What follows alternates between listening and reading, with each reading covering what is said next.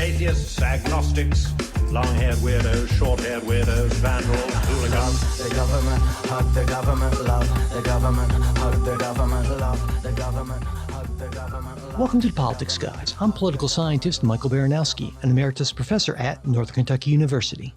Welcome to this supporters-exclusive midweek episode of the Politics Guys. I am joined today by Cleveland area attorney and defender of freedom, Jay Carson. Hey, good morning, Mike.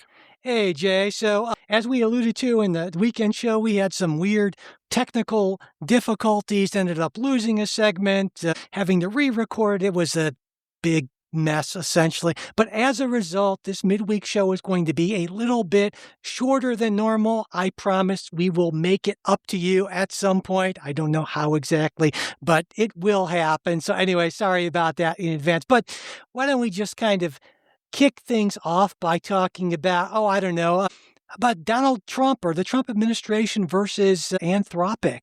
On Friday, June 12th, the Commerce Department ordered Anthropic to stop providing its two newest AI models, that would be Fable 5 and Mythos 5, to any foreign national anywhere in the world, including non-citizens inside the U.S. and even within Anthropic itself. Now, because the company can't verify nationality like that in real time, it essentially just shut both models off for every customer. The order is what's called an export control directive, and that's basically the legal machinery the government normally reserves for things like advanced chips and weapons technology, directed here, I think, for one of the first times toward deployed commercial AI, and it requires a federal license before any foreign national can use the models. Now, the stated trigger here was a reported technique for jailbreaking Fable safeguards to access more powerful, more dangerous capabilities in the model. The Pentagon labeled Anthropic a supply chain risk this spring, you'll remember, after the company refused to let its models be used for autonomous weapons and mass surveillance, and Anthropic is currently suing over that. Now, the administration in this case says this is a national security precaution until government systems are hardened. Anthropic and most of the cybersecurity experts who've kind of examined this say, well, the vulnerability is kind of narrow, already findable, and that actually similar results are obtainable with other public models that aren't subject to these export controls. And in fact, more than 80 cybersecurity experts and executives, including leaders at NVIDIA and Adobe, signed an open letter to Commerce Secretary Lutnick urging the administration to lift these sanctions.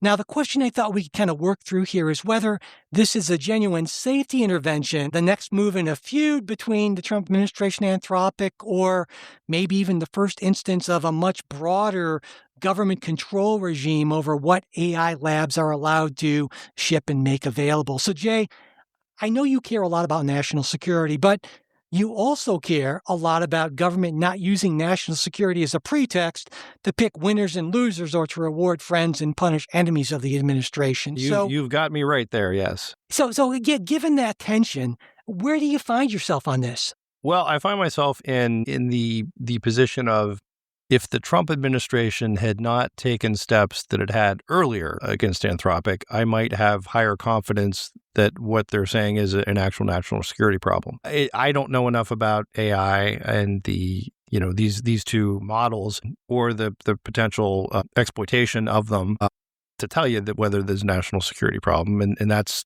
one of the things that, we always have those sort of black boxes, right, on issues of national security. Remember Teddy Ruxpin? God, it takes me back. Yeah. I wonder so if the you're going with kids this. probably don't remember. Teddy Ruxpin was this little teddy bear that had pretty advanced technology for the day, and even probably for today, that it would talk and be sort of animatronic and interact with you. And the U.S. put export controls on Teddy Ruxpin because apparently or allegedly that some of these chips that were used in making Teddy could be used for things like, missile guidance. And again, I can't tell you how exactly that works, how you take the chips from a talking teddy bear and put it into a missile. But someone was concerned enough about it that they did. I don't think that the makers of Teddy Ruxpin did anything particularly to anger the Bush administration or to suggest that it was a political thing. But I think there's, what I'm saying is I think there could be a lot of good reasons if there is an AI product out there that could be exploited, that the government ought to keep an eye on it.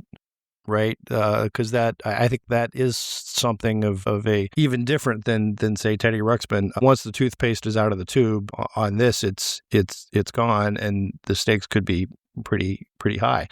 On that point, Jay, I just want to say I agree with you entirely. And I want to point out that we actually do that. We have a thing called the Center for AI Standards and Innovation, which is part of the National Institute of Standards and Technology. They already run pre-deployment evaluations of these frontier models under agreements with all the major labs. And they did, in fact, take a look at Fable 5 and more or less essentially cleared it. And so it seems to me that here, my main concern is we do need to have some kind of a process in place. I'm really uncomfortable with sort of ad hoc imposition of export controls as opposed to something that's a little clearer, and more kind of straightforward, if you will. Yeah. And I get that we've got the lab, and I guess my sense is but what if they're wrong, right? That's the kind of concern. But so going back to me again, I would just feel more comfortable because this is sort of this black box type thing where we're operating without a lot of information, and trust is key. The earlier feud between Trump and Anthropic, doesn't remove the appearance. It allows the appearance of impropriety that this is political rather than based on national security, and that's a shame. I'm actually a little bit torn on this because these are clearly very powerful models, and it makes sense to me to be cautious about their public deployment. But that said, the lack of transparency and oversight here is a big concern for mine. So I want the government to block potentially dangerous models, but I want there to be a process, and I want it to be transparent. I want it to be statutory, then based on some clear technical standards as opposed to what we have now. But having said that as well, we don't have legislation, really good legislation on this. I mean, the technology has clearly leapfrogged any sort of regulatory legislative framework. And so you can make an argument, well, the administration can't just sit back and say, well, maybe Congress should do something about this. I mean, if they think dangerous models are being deployed, they should act. So But again, like you said, given the history with Anthropic, that raises a lot of questions. And this, to me, is one of the bigger problems of the Trump administration, especially the second time around, is that when you seem to have such a almost gleeful penchant for going after certain entities, it makes it a lot harder for you to have credibility with anything other than your base that feels like everyone is arrayed against you anyway. Exactly. No, I think that's exactly right. And to me, this is also, and I'm sure I remember back when we were talking about the Biden administration and jawboning Facebook and all that, about to say or not say things about COVID. And your line was always, hey, nice company here. It'd be a shame if something happened to it. That was always kind of the unstated part. But Trump took that and just made it the stated part, saying like, no, he hey, says the quiet part out loud. Yeah. We'll just take you over. And of course, for any real traditional conservative, that is just, we have never, I don't ever recall us, at least not in our lifetimes, Jay, seeing the government intervene so much to have these sort of public-private industrial policy sort of deals. And boy, it just rubbed me the wrong way. The most disappointed I ever was in Ronald Reagan was when he bailed out Chrysler. There you go. And so. All right. Yeah, so, I guess that's I think we're on the same page on this, is that yeah, I wish we had better trust. And maybe the way to better trust is through legislation and better transparency as to how we vet these things, understanding that even that vetting is going to be, in some cases, not completely transparent just because, one, of the national security implications, and two, just the complexity of it, right? Yeah. Like you can't say, hey, we're not going to release this because here is this flaw. Right, yeah. We're not going to say, if you can't say that, and nor can you say, yeah, if we release this, it tells you the really easy way to make a super bioweapon and spread it everywhere, and nor can you identify the particular bug of, the exhaust shaft leads directly to the main reactor, and it's really easy to blow up if you just do this. So, yeah, I think it's more obviously just the capabilities of these models to find flaws that have gone undetected by almost, by anyone to this point, and in some cases for years or even longer than that, because what we're finding, unfortunately, is that so much of the so-called security of our online world is based on the fact that there are only so many highly skilled hackers who can break through this. And now these models are saying that, well, no, anyone can actually, or not anyone, but a lot more people certainly. And that's a very concerning thing for sure. All right. Let's move on to something a little bit different. On June 12th, on President Trump's order, the U.S. Southern Command struck a building in Venezuela's Bolivar state and killed Hector Guerrero Flores, a.k.a. Niño Guerrero, the longtime head of the gang Tren de Aragua. Now, Trump announced the killing that night on Truth Social with a video of the strike, with the administration describing it as a joint operation with the Venezuelan government. Now, Guerrero had been indicted in a New York federal court in December on racketeering, cocaine trafficking, and material support to terrorism charges. None of those carry a death sentence, by the way, and there was a $5 million reward out for his arrest. Now, the administration's stated legal basis for killing Guerrero is a determination it made last fall, and that is that the United States is in an armed conflict with drug cartels and is designated as terrorist organizations, and that their members are unlawful combatants who can be killed like any other wartime enemy. And that same framework has now been used for more than 200 deaths in strikes on alleged drug boats since back in September of last year, I believe it was. So now this is the latest move in a campaign that already removed Nicolas Maduro, who was, of course, captured by U.S. forces in January, while leaving his vice president, Delcy Rodriguez, running essentially a Chavista government that Washington now is in partnership with. The administration says, well, it's killing terrorist enemies in a war that Congress's own cartel designations support, and that interdiction alone doesn't work. But a set of critics, including prominent conservatives like National Review's Andrew McCarthy and Dispatch's Kevin Williamson, say there is no war, no congressional authorization, and that an indictment gives the government power to arrest the person, not to execute that person. So, Jay, I thought we could sort of take up two questions here. The first relates to the administration's justification for killing not only Guerrero, but now several hundred people, both in legal and ethical terms, really. And then I thought we'd kind of move on and consider how things are playing out in Venezuela kind of more broadly. But what do you think about these killings? Well, I think McCarthy and Kevin Williamson are exactly right. And they tell you this in law school, Mike, that indictment does not mean you can just kill them. I don't know what more I could add to that, right? Add to that analysis. This is something that concerned me in the Obama administration, right? We bombed some people, including Anwar Akwali, who was an American citizen. Now that troubled me even more because he's an American citizen, and I'm not suggesting that he was a good guy because he was not, nor am I suggesting that this guy was a good guy because he was not. But I do think it exceeds the scope of the president's authority to take law enforcement to the point of killing people in foreign countries. Now, look, if the Venezuelans want to kill him, I suppose that's their business. But I think this would be sort of a step too far. And I think it's also beyond, you can make an argument for the president in removing Maduro, that this is a foreign policy decision and you're removing someone who we have recognized as not the legitimate head of the country and so forth. On the drug boats, I think there's a case to be made that this is interdiction, right? That these are, they've left their country, they're on their way here. I think that's different than actually reaching into another country's sovereignty and killing one of their citizens. Yeah, and this actually, Venezuela cooperated. This is a joint operation, but what this could be is the Trump administration essentially helping Rodriguez consolidate power by eliminating a powerful rival, basically, because the Venezuela, I mentioned she's a Chavista. She's not like a happy pro-Trump. I mean, this is a left-wing. Right, yeah.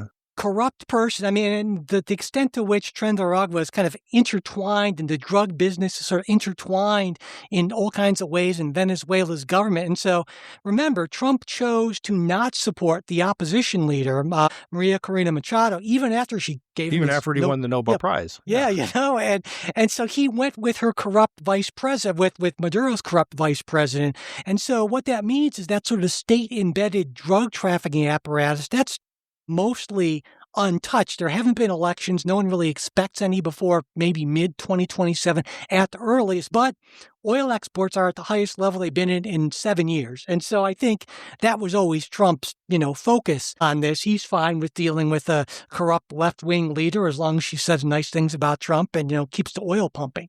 Well, I think that to some extent, if you're looking at sort of a realpolitik view of the world, I think there are plenty of leaders in countries out there who I don't think are good people or have good policies, but does it make sense for us to deal with them, as opposed to the alternative? I think sure, right? The alternative is okay, like Iran, right? We'll then bomb the hell out of them and try to change the regime.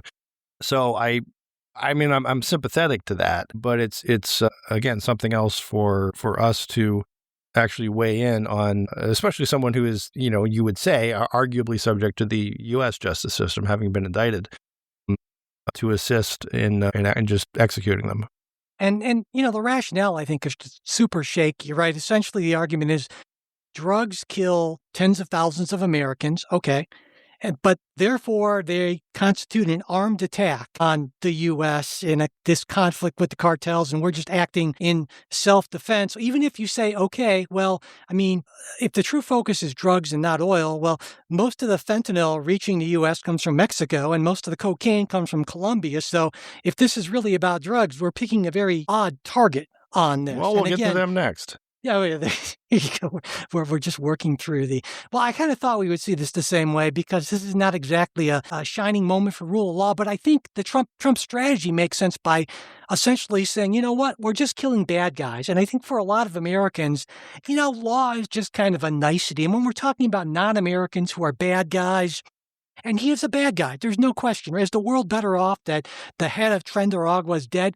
Sure, I'm willing to say that, but I think there's always that tension of we tend to believe in due process and presumption of innocence, but only for good people. For bad people, a lot of folks say, yeah, well, they're a bad person, the hell with it, just string them up. And that to me is one thing when you have some percentage of regular Americans thinking it, but when you have the President of the United States making that argument, that to me is deeply, deeply troubling. Well, I think what could have been said is you say to Delcy Rodriguez, listen, we want this guy captured and extradited to the United States.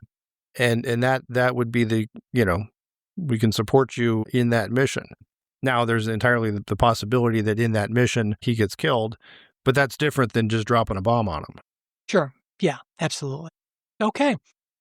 Well, I think we have time for one more story in this abbreviated midweek episode. So, let's talk about park signs of all things. So, a federal judge in Boston recently ordered the Trump administration to put back all of the signs, exhibits, displays it stripped from national parks over the past year. It was in a 63-page order by U.S. District Judge Angel Kelly, blocking further removals as well and giving the Interior Department 21 days to reinstall everything taken down since May of 2025. Now, Kelly did not decide any kind of big questions about censorship. She just focused on, what we talk about a lot when we talk about Trump administrative action, the Administrative Procedures Act, saying it didn't comply with it by essentially they removed these materials without explaining why. Didn't show their work. Yeah, there was no evidence the signs were inaccurate, and also it's arguably in conflict with not one, not two, but 3 statutes that direct the Park Service to conserve resources and provide high-quality science and education. Now, on that record, she found the removals, here's the phrase we always use, arbitrary and capricious and likely unlawful, writing, not only does this undermine the integrity of the national parks, it sets a dangerous precedent of censorship and sanitization. And these removals trace back to Executive Order 14253 for keeping track, restoring truth and sanity to American history, and then the following Interior Department order that implemented it.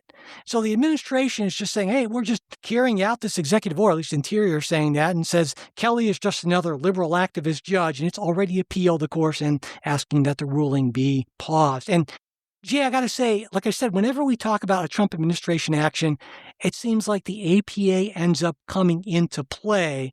And so I kind of want to separate this into two parts, whether we agree with the judge on the APA arbitrary and capricious finding, and then maybe the merits of what the Interior Department is trying to do under the direction of that executive order. Yeah. So my sense is that the judges sometimes find the APA has a lot of teeth in some cases, and geez, in other cases it doesn't, and that's sort of troubling because I think that tends to go with predilection of who's president and who's the judge. So look, if you want to say that the Trump administration habitually does not show its work on these things and makes itself more readily open to an APA challenge, I think that's exactly right. I wish they did a better job defending that. So when they make these decisions, they can avoid the APA challenges. But that said, I think the chief executive is still the president, and I'm always hesitant to see situations where you have this ascendant, fourth branch of government that can sort of entrench itself and make decisions, or a prior administration can make decisions, and then once it's left from office, those decisions necessarily stand.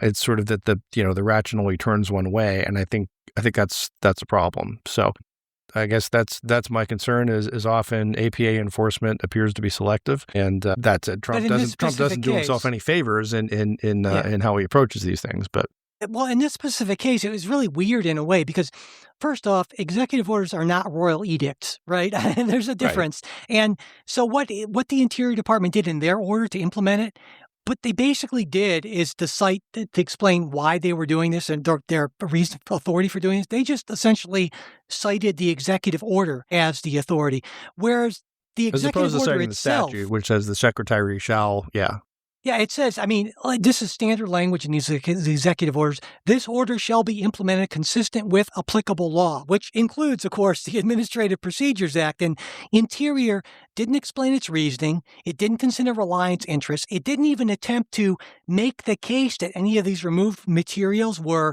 historically inaccurate. And its directive was super vague. It said it ordered the removal of signs that were deemed negative or disparaging to the United States. And I just thought, in one way, it's hard for me to believe that there could be this much incompetence or lack of understanding of the APA among top people who are drafting this. I reject that. I find it impossible to believe or very difficult to believe. What I find less difficult to believe is that they wanted to send a message. They wanted to do what the president wanted. And they knew that if they actually went through that process, they actually wouldn't have the legal backing to do that. They couldn't actually craft a directive that would be consistent with the APA and allow them to do this, but they don't want to tell Trump that, so they just went ahead and did this, and now you can just blame liberal activist judges and the APA, essentially. I suppose there's some of that, and that, I'll tell you, as a conservative, I find that really frustrating because it's sort of, there are fights that conservatives can win and should win, but don't, because we just don't play the game well.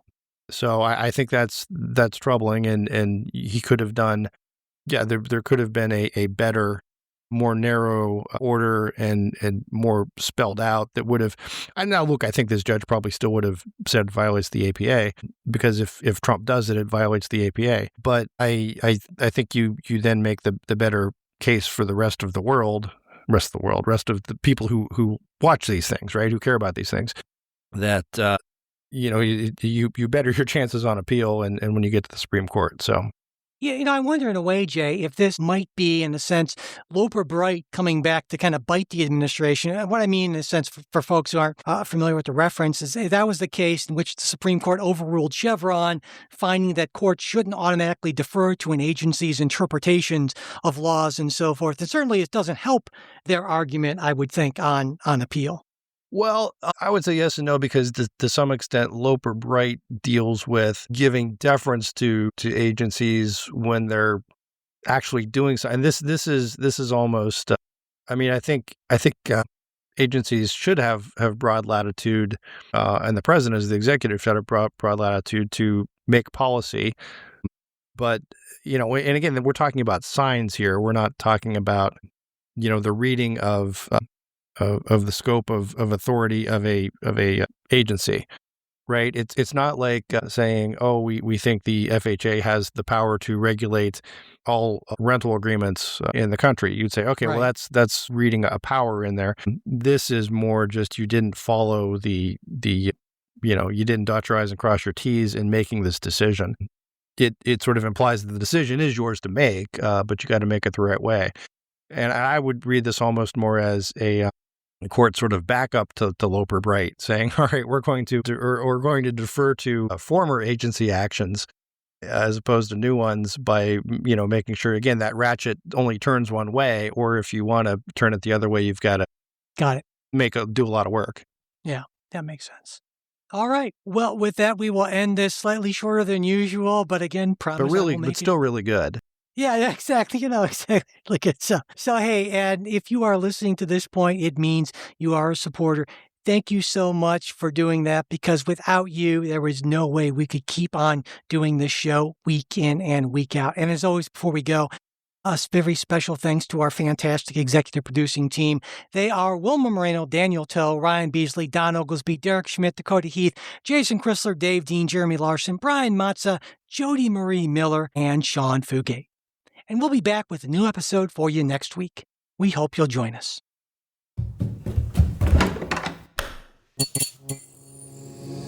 This podcast is part of the Democracy Group.